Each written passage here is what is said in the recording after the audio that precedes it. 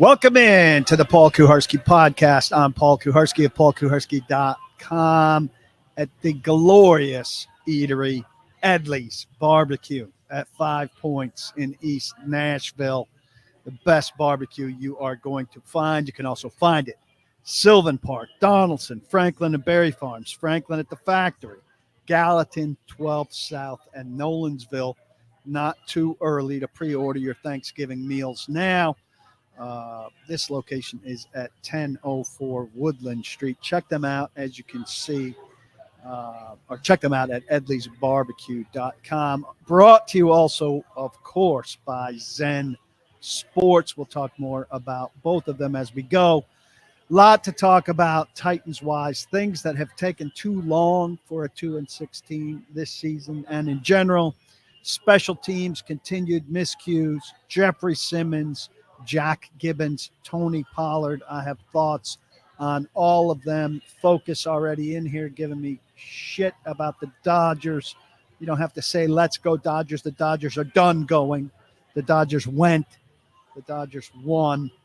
Tell your friends to come on in here, retweet, subscribe, like, rate, review, wherever you're watching or listening. I appreciate the support. And get yourself a membership to paulkuharsky.com where you can get all our top flight, second level Titans content.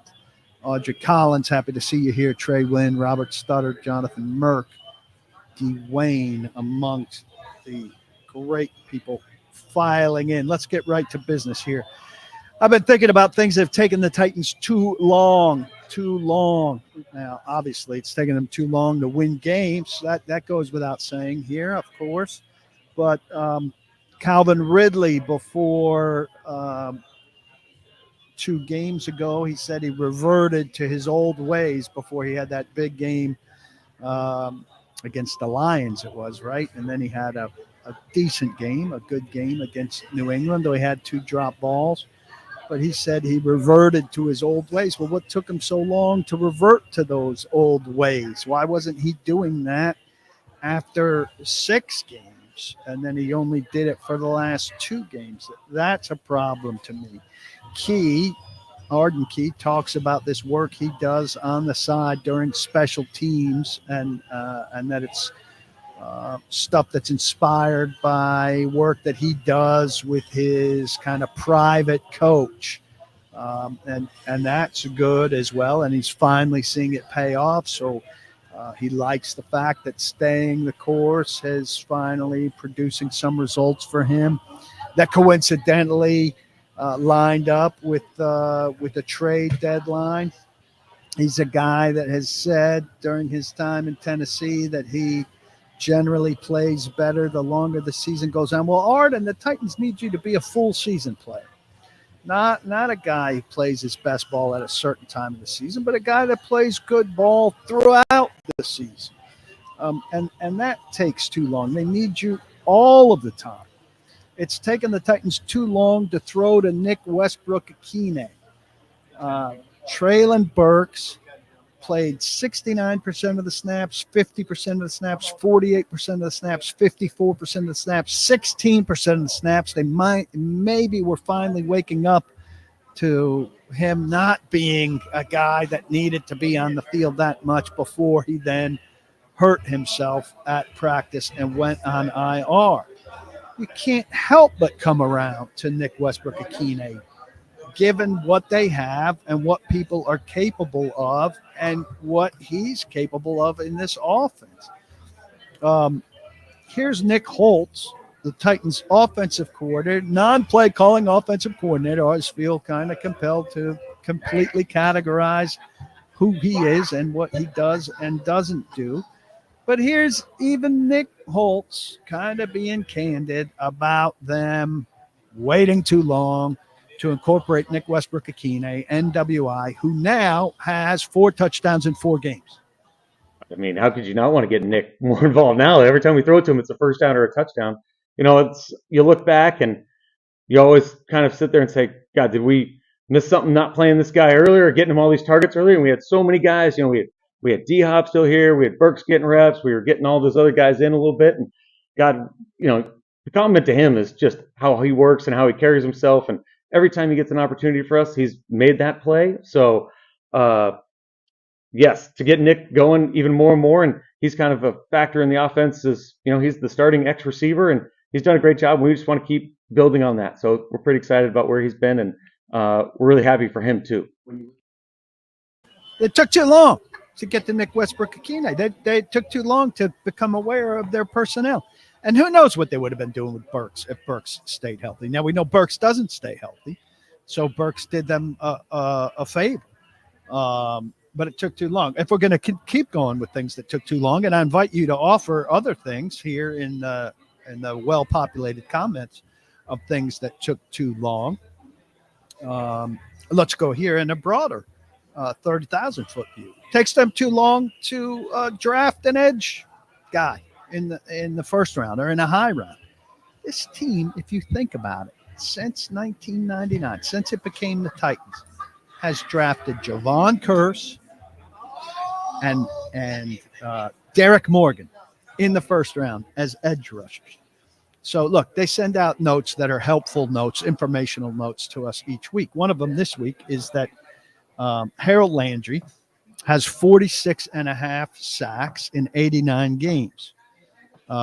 Fastest Titans / Oilers in 90 games, sack numbers. Sean Jones, 54.5, a Houston Oiler, and Javon Curse, 52.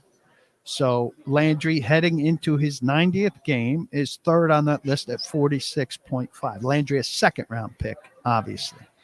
But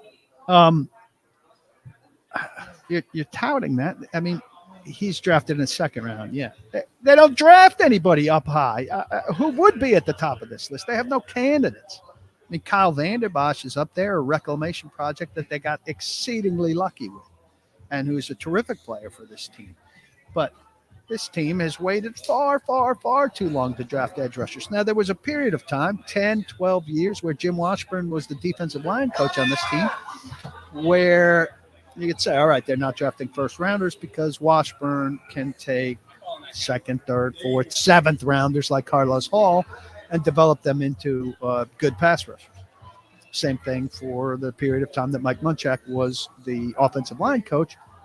You didn't necessarily need to draft first rounders because Mike Munchak could develop Eugene Amano into a functional interior offensive lineman for a stretch. And then when it came time for them to draft another left tackle, he could pick Michael Roos and they could draft him in the second round.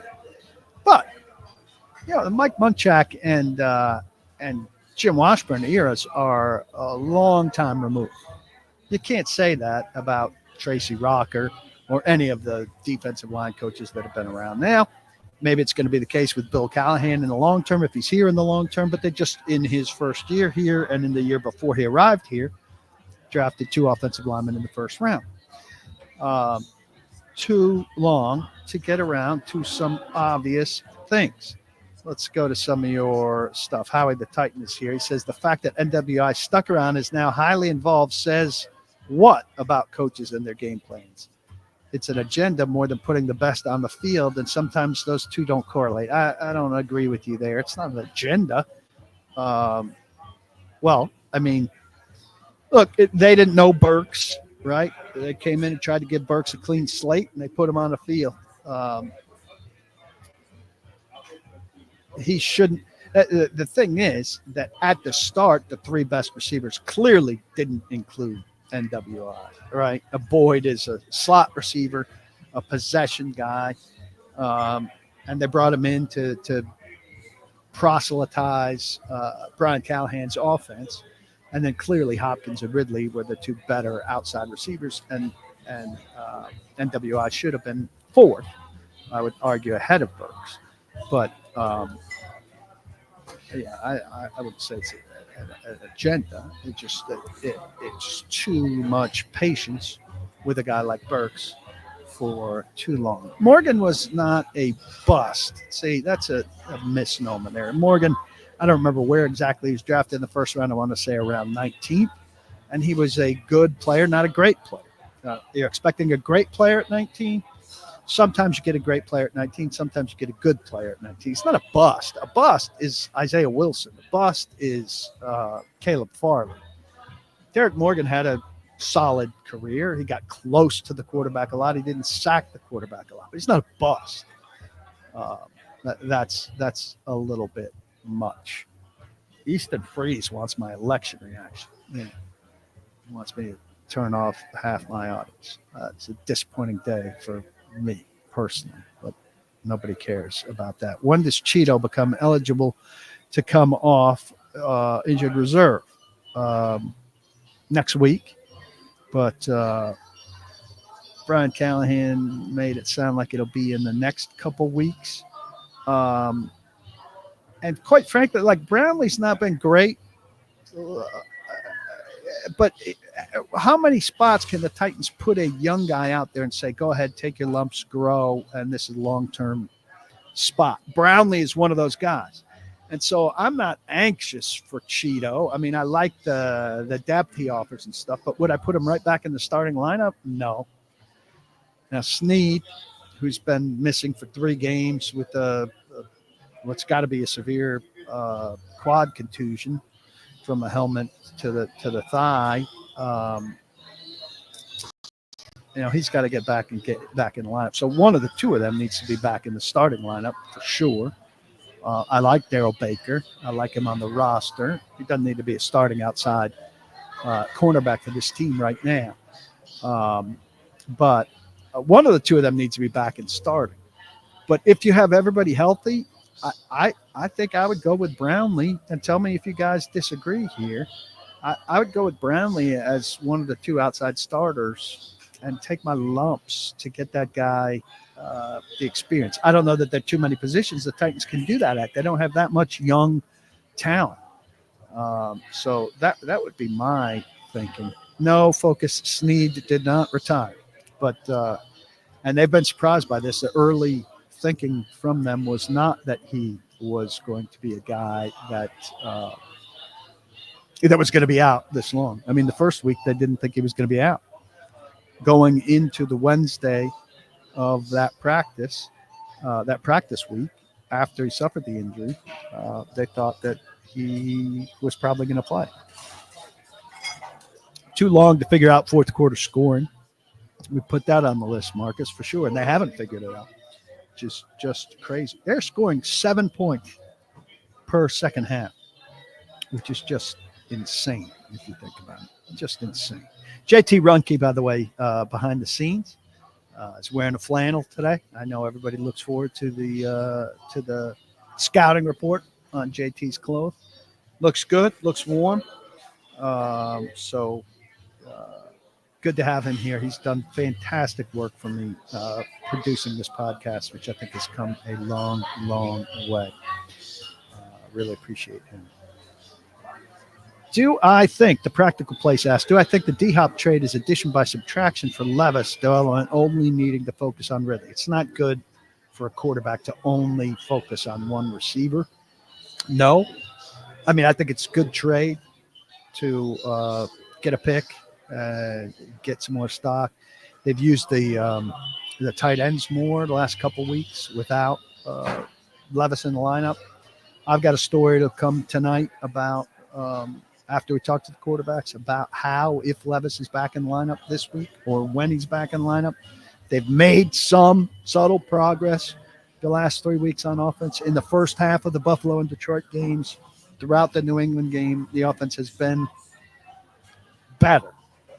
Not great by any means, but it's done some things. How, when Levis comes back, do they pick that up and make sure they're picking up from where they are instead of going back to where they were with Levis?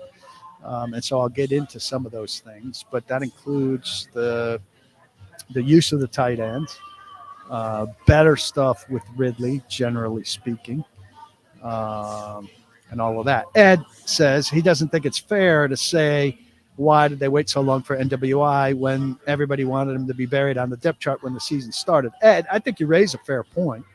But we wanted him to be buried on the depth chart. I said we wanted him to be 4th, right? Did you want him to be behind Burks, though? I'm forgiving Burks a little bit of a chance at the beginning, but once Burks showed, and it took me a game and a half maybe to realize that Burks was going to be not a new version of Burks who was sparked by the new offense and had turned into a new man. I started saying, hey, get some targets for NWI, get some snaps for NWI ahead of Burks, only ahead of Burks. I wasn't saying ahead of Ridley or ahead of Hopkins or even ahead of Boyd, who I think is a pretty limited guy. But then when he starts making a lot of the snaps he gets, ramp it up. But this is a Burks NWI conversation strictly for me. Burks and NWI conversation. And I think that was slow to come around.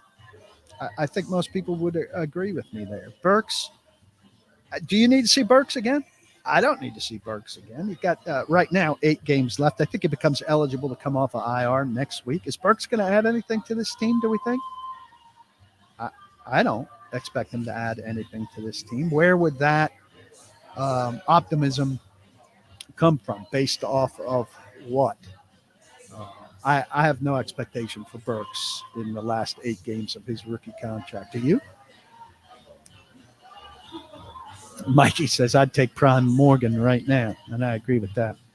How close is Spears to returning to action, Audrey asks. I watched Spears yesterday work with Randy Jordan during a stretch period for the team, and I didn't think he looked great. I thought he was kind of wincing. But look, they were letting him do some cutting. He was running, through some bags laid on the ground, running to the right and then making a sharp cut or jump cut to the left and taking off, things that would really test the hamstring. And they wouldn't be letting him do those things if he didn't think he was ready for that and on the verge of that. So I think that he's got to be close to ready if they're letting him do those things. And I don't think he was doing those things poorly, but he didn't look comfortable to me. And let's take this Spears question and run that into what I've got on Tony Pollard, because I'm not a big Spears guy, and I don't see the need for Spears. Now, maybe I'm too indoctrinated into the ride Derrick Henry into the ground thing, and I know Derrick Henry was an absolutely unique running back for this franchise. But Tony Pollard had 28 carries last week for 129 yards, and he was fine. Take him. There's a lot of talk about monitoring his carries. Here's Brian Callahan from JT on Pollard's workload. He might not ever have to practice again at this point. You go out and play like that. You kind of earn the right in a sense. But yeah, we're gonna have to be mindful. I mean, running backs in this league take a pretty good beating every Sunday, and especially guys that carry it 28 times, and that's a heavy workload. And he's up to the task, which is fantastic. But we have to manage that. And there's a practice load management. I mean, if he might not practice a lot this week, just to keep him as fresh as we can for as long as we can. And we have to be a bit creative because our bye was, over a month ago now, and there's none coming, and we have no short weeks. We have no weekend breaks. I mean, we're just sort of in it, in the kind of week to week grind, Sunday to Sunday, and without much of a reprieve. And so we got to be creative in how we manage guys and we manage practice so we can make sure we're as healthy as we can be on Sundays, and then healthy for the rest of the season as best we can. So it's a challenge in that regard, but having guys like Tony does make it a bit easier when they can rest all week and come and play on Sunday. Big game's in. Push Pollard. Let's go. He's averaging 5 yards a carry in the first half. He's averaging 3.9 in the second half. They got to get that up. I talked to Pollard about that, and he said, schemes and adjustments and all of that. That's disappointment. Spears may be back. He didn't look good to me in what I saw Wednesday. Kind of wincy, like I said. Seemed like things were tender. But they're letting him do this stuff, which means he's on the verge. He's averaging 3.5 yards a carry. Now, one big run changes that, yeah. He's a change-up back, but Pollard's better at what Spears does than Spears is. And no, Pollard's never been a workhorse guy. But at this point, I want the most out of the best guys, right? Ridley seems to have solved things. I want a lot of Ridley. I want a lot of Pollard. Tell me if you disagree with me here. 28 might be a lot, but I'm not uncomfortable with Tony Pollard over 20 carries a week. Give Tony Pollard the ball 20 times, 22 times a week. I don't feel the desperation to get the ball in Spears' hand. I don't. I don't see what the average is. Nathan says J.C. Latham playing average left tackle in the league at age 21 is a huge win. He's playing better than average left tackle for sure. This year it's taken too long to put the injured players on IR. Levis, Snead, Spears all missed 4 games, right? And what's going on with Cedric Gray? Well, Cedric Gray is back. People just have some kind of way too strong feeling for what Cedric Gray could bring this team. He's going to be a special teamer. That special team sucks. So if they don't think Cedric Gray's better than what they have on special teams, what's your hurry? But why do these guys need to go on? They're not having trouble fielding a team. So why do these guys need to go on IR? What does it matter to you? Like, they only get, I'm not thinking of how many recalls off IR. But if Snead's going to miss 4 games and they can survive without putting him on IR, that's better. You don't want to put too many guys on IR. You only have, and I wish I could remember, somebody might remind me here. JT, you know off the top of your head how many recalls they get? Is it 4? So if you put a guy on IR to recall now, and then you have 3 other guys that suffer injuries that you really need to put on IR, you don't have to burn them now. I believe it's 8. You get 8 recalls? I believe so. Still, don't you agree with me? If you don't need to put these guys on recall for roster space, on IR for roster space, what's the urgency there? How is it bothering this guy that these guys aren't on IR? Have they not fielded a complete team on any Sunday?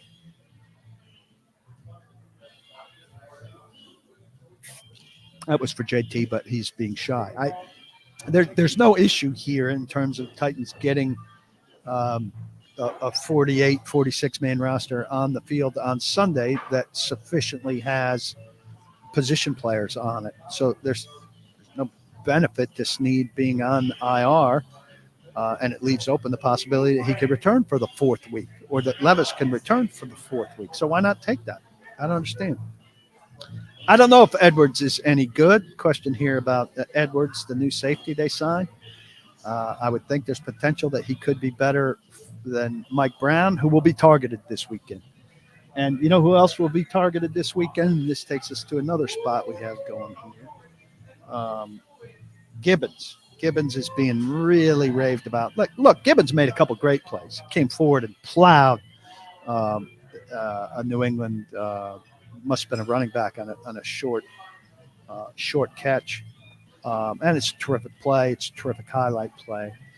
But Jack Gibbons consistently gets in the lineup, plays well for a little while, then gets figured out by offenses that target him. I suspect that Harbaugh, who's an excellent coach, will get J.K. Dobbins on him, will get Ladd McConkey on him, and we'll come out of Sunday saying, boy, they should have got Gibbons the hell out of there. And Jerome Baker is ready, and Denard Wilson said that he's ready to go. He starts well. He winds up in bad matchups, chasing a back or a tight end or a receiver that he's not physically equipped to match up with. This is how it goes. And the Chargers will get him in bad matchups. Also, they've lost Cushenberry now, and they've lost Quandre Diggs. Downgrades, unquestionably, with Brunskill and Mike Brown. You lose leadership guys, and you lose players who know what to do, know how to do it, and lead. These are unfortunate things. Where's the outcry? Where is the outcry that there was when these sorts of injuries happen with Mike Vrabel? I don't see it. I don't hear it. And I'm baffled. Now, I understand we're in the honeymoon period, still for Brian Callahan. But if Mike Vrabel lost 2 starters to an Achilles injury and to a Liz Frank injury in the same game, you guys would have been absolutely crushing Mike Vrabel and his training staff. And I've not gotten one tweet. I've not gotten one text. I've not gotten one email. There's not one person in the comment section here waiting or ripping Brian Callahan or Zach Woodfin for training insufficiencies with the Titans. So I'm wondering about your inconsistency here. Why is it just a year one pass for Callahan? Did Vrabel not get any criticism in year one for injuries? I guess he didn't. I don't remember. I'd have to look back, but they've had injury issues for the last several years. Seems to me some of them are now starting to carry over, and there's complete absolution. So I'm very curious about that from a fan perspective. Or have you just grown numb to it? I'm on the side. I was on the Vrabel side with this. I mean, a ruptured Achilles is not something that training staff can prevent. A Liz Frank injury is not something the training staff can prevent. And I don't think Callahan should get shit for it. But Vrabel shouldn't have got shit for Colton Dowell tearing his ACL running up the sideline on a special teams play, and he did. So why is one guy immune and the other guy's not immune? I'd love some commentary on that. Let's all retweet and tell people we're out here, point people to YouTube, and do the rest. And it's time to tell you about Zen Sports. Zen Sports has been a sponsor of this podcast now for a great deal of time. You go to Zen Sports, get the app. This is a Tennessee deal only. Get the app and sign up using the code TNPaul. TNPaul is the code. Sign up using TNPaul. You bet as little as $10. You get a free membership to paulkuharsky.com, which is a huge deal for sure. But you can bet way more than that. You can bet up to $1,000 on a bet that you find that's plus 500 or less. $1,000 no danger wager. You make that bet, and then you win, and you bankroll your account. It's unbelievable. You lose, and within 24 hours, that $1,000 is back in your account. It's an unbelievable deal. And we have picks for you. Last week, I gave you the Jets beating Houston on Thursday night, which was my best pick of the year, probably. I like the Bills, given 3.5 at the Colts. I just think the Bills are far more talented than the Colts. I have zero faith in the Colts right now. Now, the one thing about this game is, that spread feels a little bit too small, which is the basis for my Jets pick last week. But I feel comfortable going with the Bills, giving 3.5 at the Colts. I like the Bucks getting 5.5 at home versus the 49ers. It's almost too big. Bucks getting 5.5. And JT from the darkness likes Cincinnati Thursday night to keep it close in Baltimore. I think they're getting 6. The Bengals getting 6. I can see the Bengals winning that game outright, though they don't have a good history against Baltimore, if I'm not mistaken. So there are 3 games for you. Go ahead, parlay that up. Why not? Parlay it up. Bills minus 3.5. Bucks plus 5.5. Cincinnati, if you're hearing this in time for Thursday night, getting 6. I've seen it at 5.5.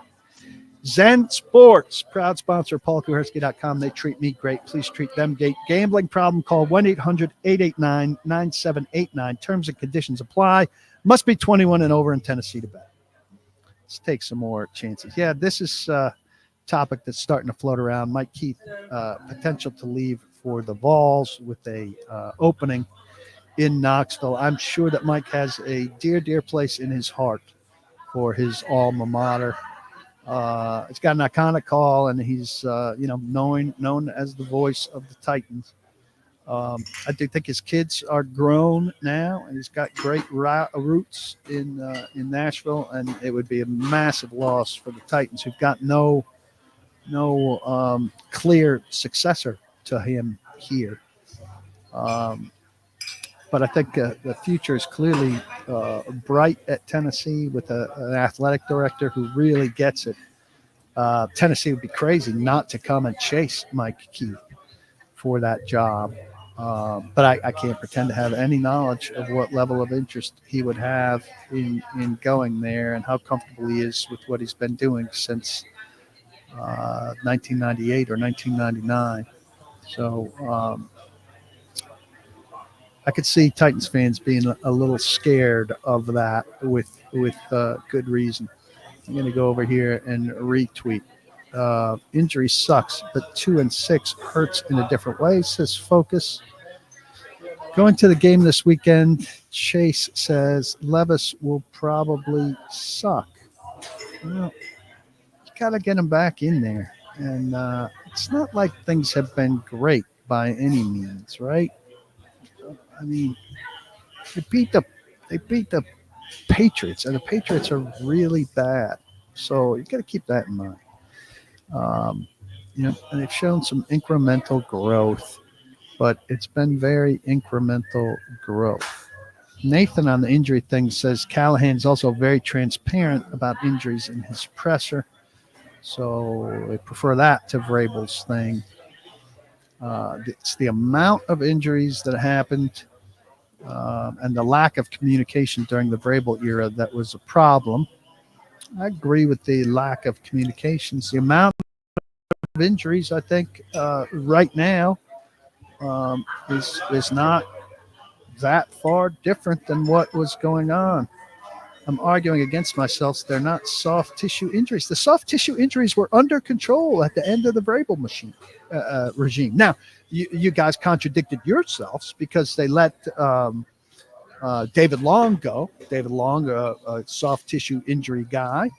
And you said, oh, they got to keep David Long. They got to keep David Long. And the Titans said, we're going to let David Long go because he keeps getting hurt. And so you contradicted yourself there. If you wanted the end of the soft tissue injuries, well, they started to weed out soft tissue injury guys. And then you weren't happy about that either. I can't give you the count. Here, Robert says U1 pass on injuries. The difference is the team has been relatively healthy all year. Has it? I mean, Cheeto injured himself like on the first day of practice. I don't have a depth chart in front of me, but there have been a decent amount of injuries this year.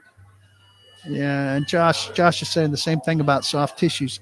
You weren't really, I don't know about you particularly, but the Titans weeded out soft tissue injuries that were way down after maybe 2 bad years.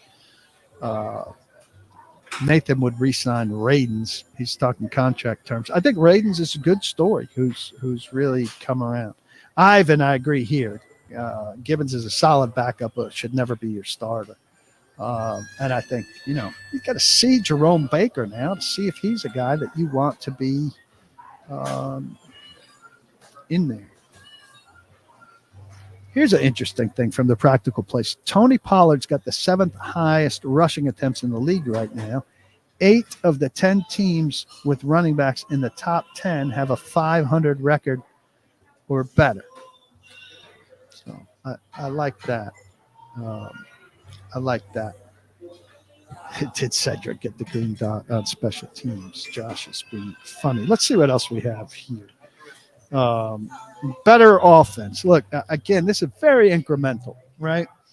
But you do feel that there's a subtle improvement on offense in terms of the passing game. Somebody's asking me if I think Levis has a 70% chance. I'd say 60%. I think Holtz said today that he's getting about 60% of the work. So I would equate that to his chance to play.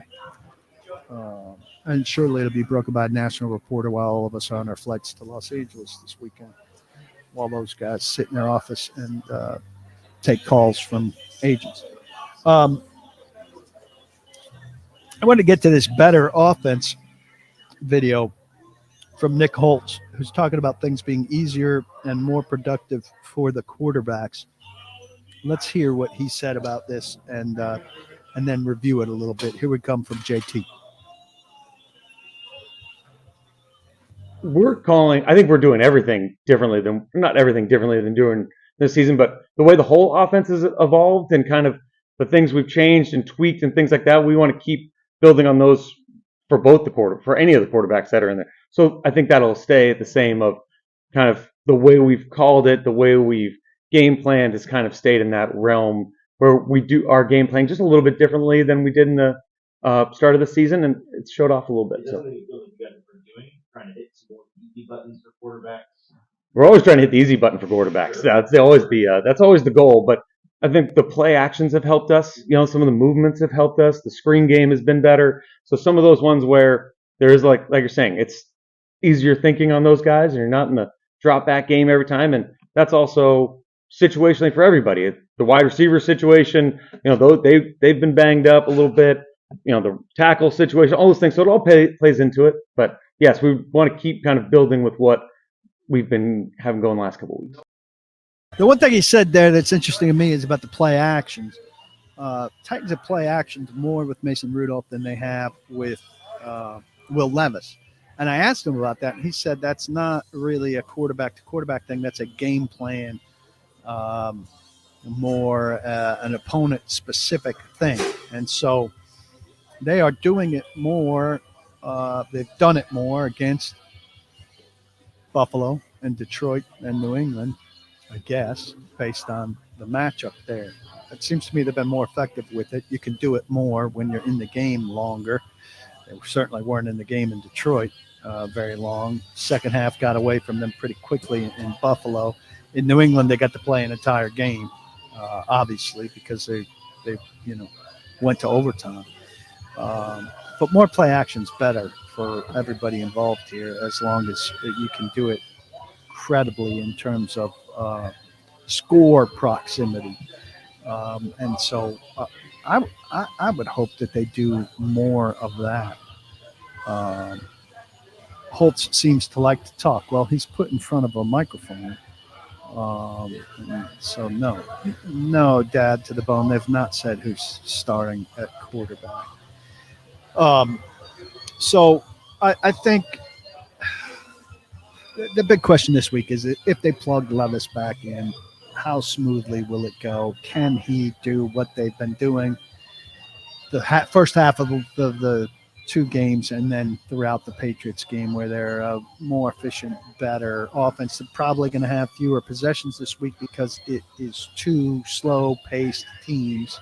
I think the two slowest-paced teams in the league. So don't look for a lot of possessions in this one. Want to talk about special teams? Can't get through a week with this team without talking about special teams. Two things about special teams. Jaquan Jackson, who's been ineffective as the Titans returner, has 3 fumbles in 3 weeks. Rand Carthon must be ecstatic because the ball luck has gone the Titans' way. Here's Brian Callahan talking about Jaquan Jackson. Those smaller returners tend to find a way to avoid some of the hits. And for some reason, he takes a lot of them.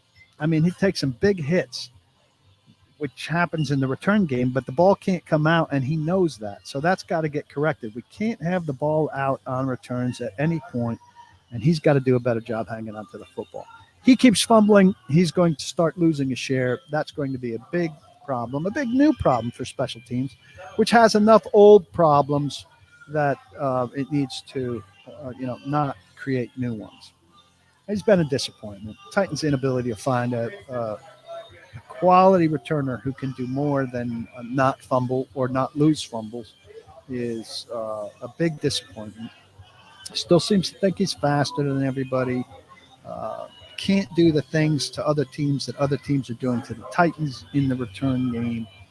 And they just don't go anything. Why the hits? Why can't he avoid the big hits the way most little returners in the league do? And then Justin Hardy, they brought in, I think he's a 7-year veteran. And they're making excuses for him drawing the formation, the illegal formation or motion penalty that started the game. They said that the 2 that had been called against them previously were erroneous, but that this one was legitimate. We had a debate in the press room about this, that, well, it's the guy's muscle memory. He's coach on kickoffs for 7 years, and for those 7 years, you run at the start of the kickoff, and now you don't run. I can't comprehend this. Let's first listen to Colt Anderson on this, and then I'll get fired up. Yeah, the kickoff return play is just new for everyone, including the officials. So they might see something one way, go back and say, oh man, that's actually, maybe not a penalty. We feel strongly about what we've done. We haven't changed anything with our linemen or pre-snap movement, none of that. This last week's penalty, it was on me. I'll take all the blame there with Hardy leaving earlier. You look at him; he's an 8-year veteran.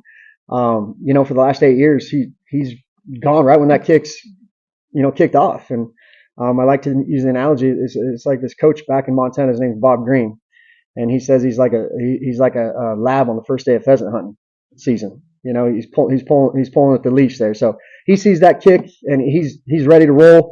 About 2 steps in, he said, "Damn, this is a new rule." So he like anybody, we sign a new guy. We go through the new rules, make sure they're dialed in. We practice everything, and I got to do a better job anticipating, him being so anxious to play, being on the streets for those last 8 weeks, and I got to do a better job anticipating that play. I don't give a damn how anxious Justin Hardy is to make this play, right? Justin Hardy's an 8-year veteran, all right? If he's an 8-year veteran, he's played 8 years of special teams. He's got to be smart enough to know that a rule can change.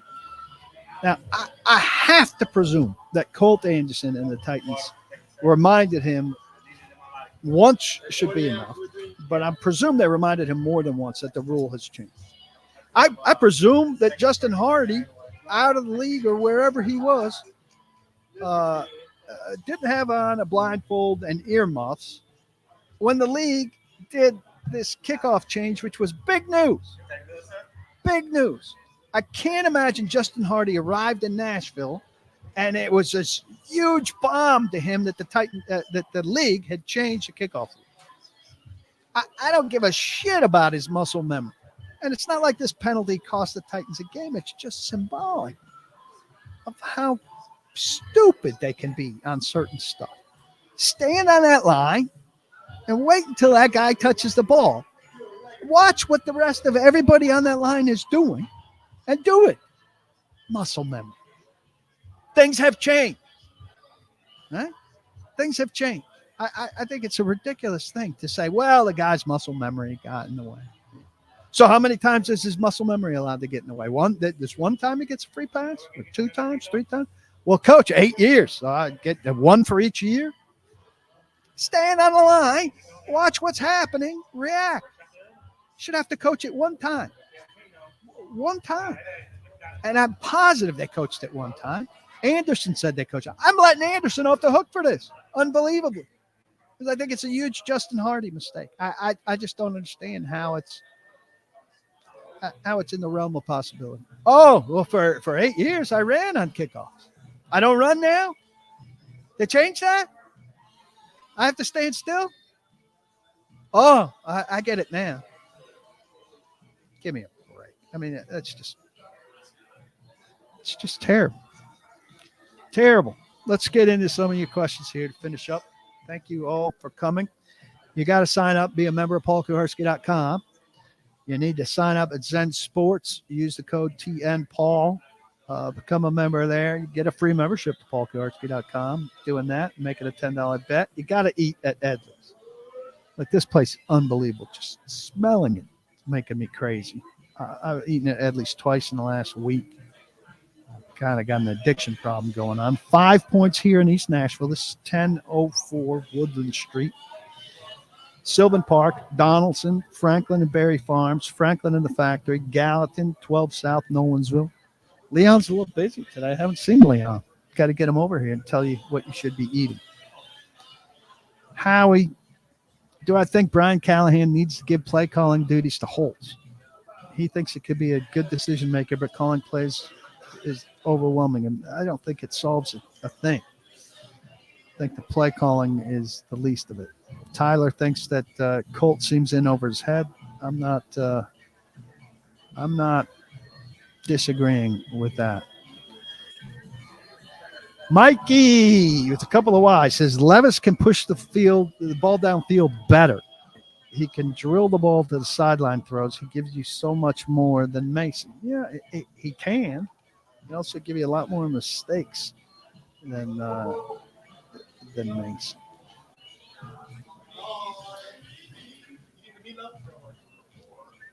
Tyler says that Holtz seems nervous at every presser. He's not nervous. It's kind of his personality, the way he talks and kind of like his energy and the way he carries himself. That's Nick Holtz. And so I wouldn't read too much into that. It's just kind of how he is, and it doesn't amount to nervousness. So don't take that and run with it to where it goes. Load up some more questions here. A lot of applause, I guess, for what I had to say there about Hardy. Look, got muscle memory, man. You got muscle memory. Alternative returners, Audrey's asking for here. I mean, Spears is one. Chestnut is one. I think Spears could conceivably be an interesting returner, but I don't know if he solves their problems if they want to give it to him full time. I don't think they're going to pull Jackson. I think he's another young guy that they're going to ride with there and count on to get better. I don't know if he will, but I would think about looking at some alternatives there in time. One more thing we've got to talk about here is Jeffery Simmons.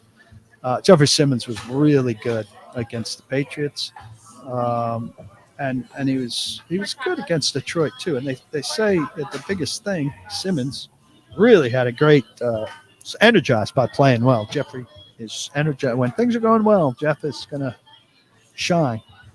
He had a great session in his locker yesterday where he's also telling guys who were shooting baskets on the kind of pop-up shot machine they have to shut up so that he could hear the questions and have a good conversation with the press. But he's saying he got a lot more one-on-ones. And when he gets one-on-ones, he's going to do well. I don't see what anybody's nervous about besides Jeff Simmons on the Titans line that they would do anything but double Jeff Simmons if he's going to do the kind of things that he did in this game, where he drew, Brian Baldinger pointed out, 3 holding calls. And then Jeff said they actually missed one early. He talked to the officials about it. Felt like he had a well-called game after that in terms of holding calls. But in his mind, he drew 4 holdings in a game, which is quite a number. So Simmons played well. Here's Denard Walker with 2 back-to-back clips talking about what's going on with Simmons and what's going on kind of with the pass rush and the defensive front.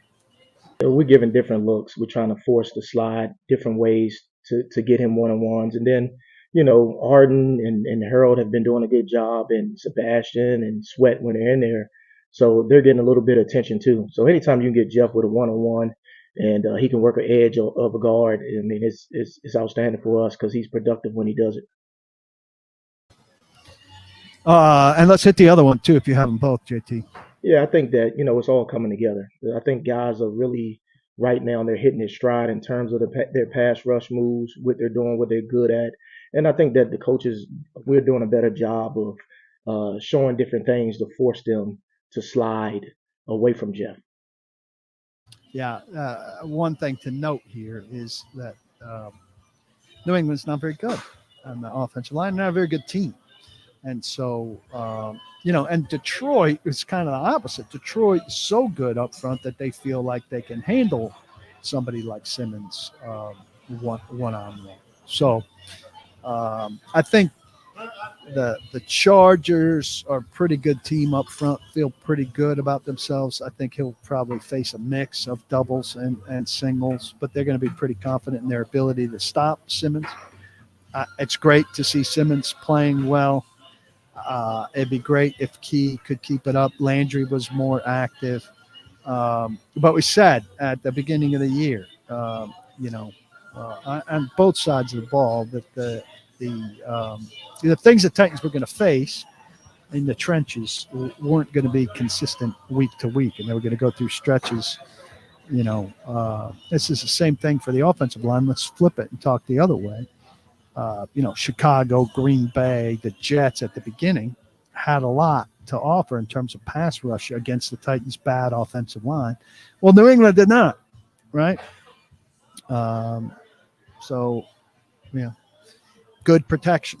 And New England, not a great offensive line, bad protection. Chargers are a better team on both sides of the ball. Titans have a history of playing like shit in San Diego / Los Angeles at SoFi Stadium. It's their third time out there. They have not won in Southern California against the Chargers. This is hard to believe, since 1993. Brian Callahan was 9 years old the last time they won out there. So there's a lot for them to endure. Lewis has Hooker as Titans MVP. I mean, look, Hooker is very opportunistic, and he's a solid player. But I don't know if I'd go that far. Ed Henry says he's buying into the fact that Levis will be coming into a better position as players are in the right spot now.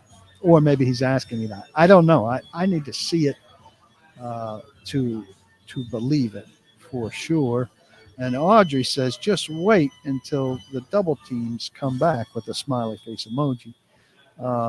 And I think that's fair. Titans have long been weird about the double team thing. Terrell Williams is good, a defensive line coach, kind of just conceded, like, hey, if my guy gets double teamed, if Jeff gets double teamed, he's not going to win. Well, top defensive tackles make plays against double team.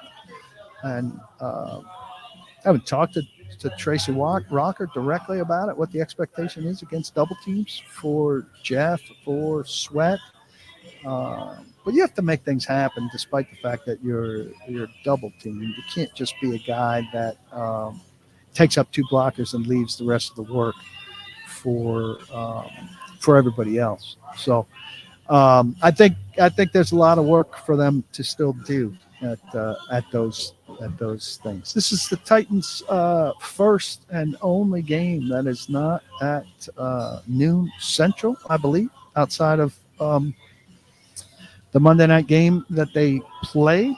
So a weird Sunday afternoon. Out there, it feels like it's on the same timetable, but here it'll be different for you guys. Somebody earlier, Trey, asked about reasons to stay engaged. Look, I get that question a lot. I mean, are you a fan of the Titans? I'm a fan of the Yankees. 2 years ago, the Yankees didn't make the playoffs. Did I stay engaged? Not to the same level that I stay engaged when they're a playoff team, but was I interested in what was going on and the developments with that team that had a bearing on a World Series team this year? Yes, I'm not saying this Titans team is going to turn into a Super Bowl team next year by any means. But I think I've covered this before. They're young guys to watch. Developments going on with them. Developments with the coaching staff that are of interest. So, I mean, if these are your guys, I don't see how you bow out. I think you gotta, keep a toe in the pool at the very least. The other, maybe the last topic we'll hit here is the lack of trades. After they dealt Hopkins and Ernest Jones 2 weeks before the trade deadline, nothing else happened.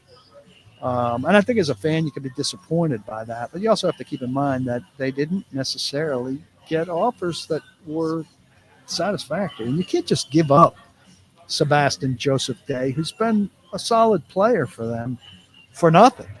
Like, you still want to field the team and do your best to compete. And you're not giving up Sebastian Joseph Day for a seventh just for the sake of trading him. I don't know what the offers were, and I don't know what his value is, but clearly his value is higher to them than what they were offered by people around the league, whoever was interested. And we're not positive that they were necessarily at the point that people were making offers, people may have just been calling to kind of test the waters a little bit. Or those reports could have been the Titans trying to drum up interest. You never know. So those are the guys that are most likely to trade. Landry and Joseph Day, based on what the Titans' feeling was for what they were worth and their willingness to part from them. And they said, hey, let's get it out there that we're getting calls on these guys to try to stir up some more calls on these guys. And we don't know. RP 87. I thought the Titans should have looked at any reclamation projects from other teams. Maybe they weren't out there. Who knows?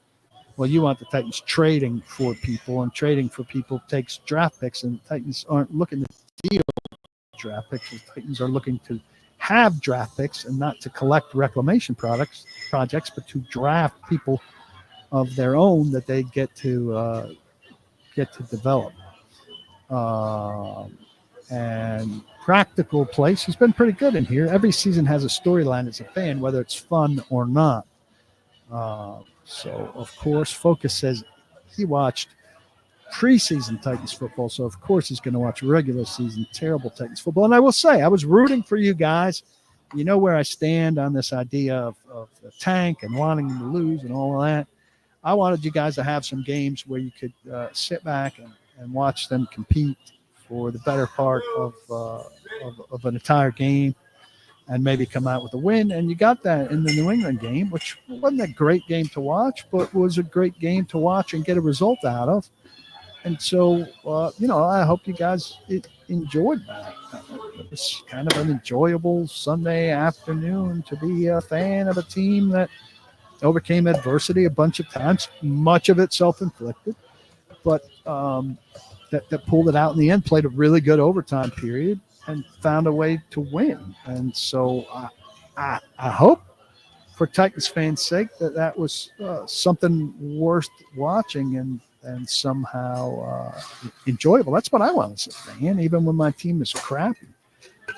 If I decide to invest an afternoon and evening watching it, I want to see a good game. And that game can stand independently of the entire season for the 3 hours that it's going on. So I've enjoyed talking with you guys this afternoon. I will be back from SoFi Stadium after the game is over and after I write. So I look forward to talking to you Sunday night about what unfolds in Southern California. Sign up for Zen Sports. Eat at Edleys sometime soon. Be sure you're a member of PaulKuharsky.com, $7.50 a month. I mean, you're not getting a cocktail or a fancy cup of coffee for that. It's really worth it.